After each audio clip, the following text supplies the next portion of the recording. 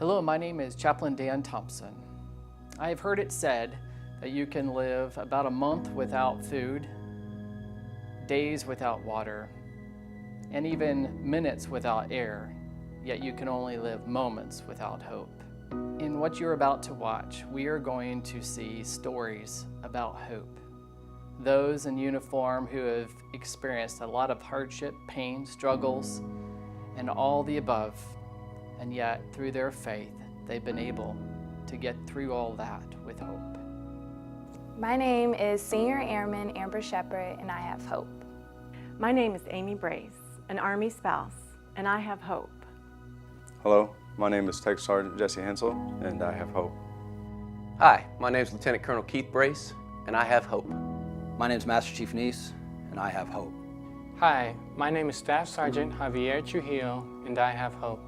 At one point when I was 21, my grandmother died, I lost my insurance, and I also found out that I was pregnant. And I didn't know what to do. I wasn't ready to raise a baby, and I became depressed. I fell into a hole, and I just prayed to God for guidance and answers. My friends suggested that we should go to the recruiter's office, and I had nothing else to lose. So we went, and I had this interest, and I decided that I wanted to go.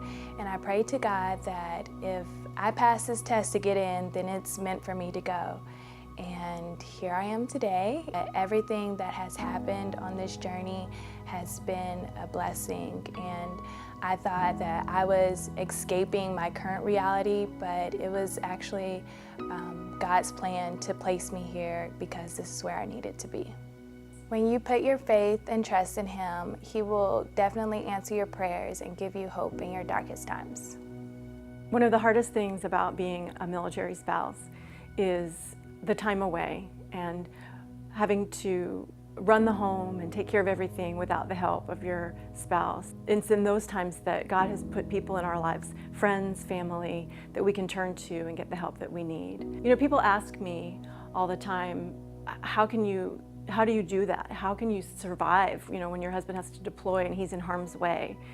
And all I can say is that God just gives you strength for what you need to go through for that time.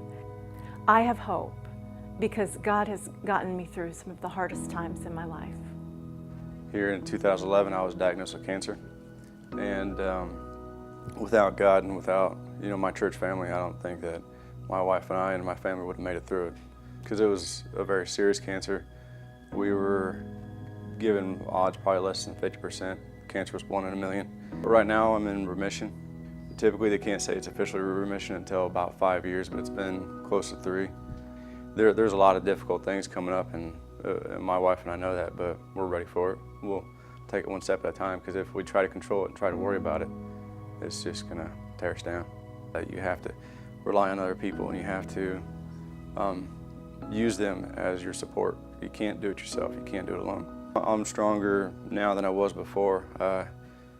Before I even got sick, I had trouble with my faith, and when I actually got sick, because it really sealed it. I was a lot better person afterwards. In 2006, when I deployed to Iraq, Baghdad, Iraq, I knew that I was in for a difficult time and a trial. But I went in there with great hope in 3 things: my faith, my family, and my friends. And that really carried me through. But one of the things that I really relied heavily on was prayer. And that prayer that I would say every day before leaving the gates is what covered me. And I tell people that you have to pray before you're in the fight. You can't pray when the bullets are flying.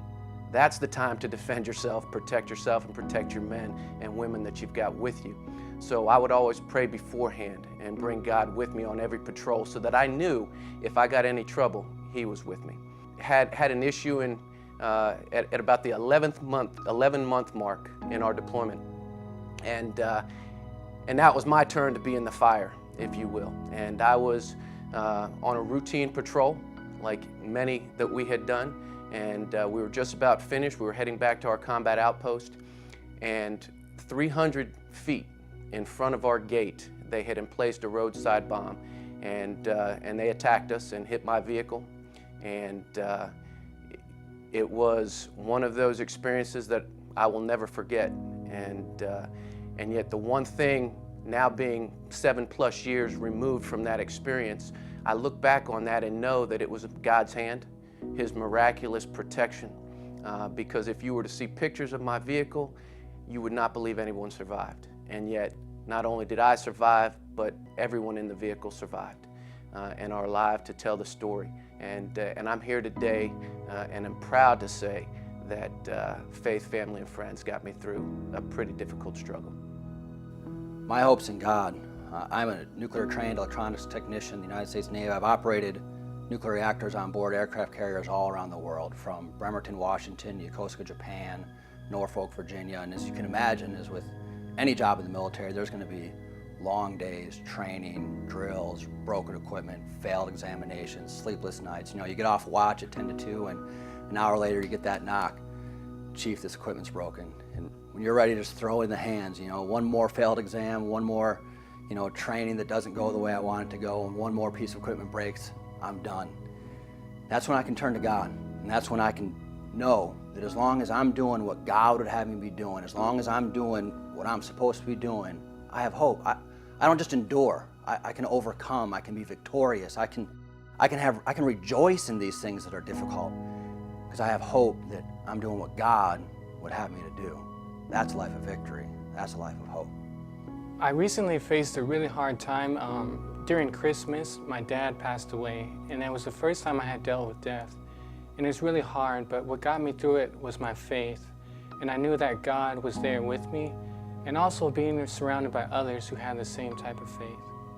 Going through that death brought me a really strong sense of peace and comfort that I knew that only God can provide. And so I know that in the future, when I face something like that even though it may seem dark, that there's a hope to get through it.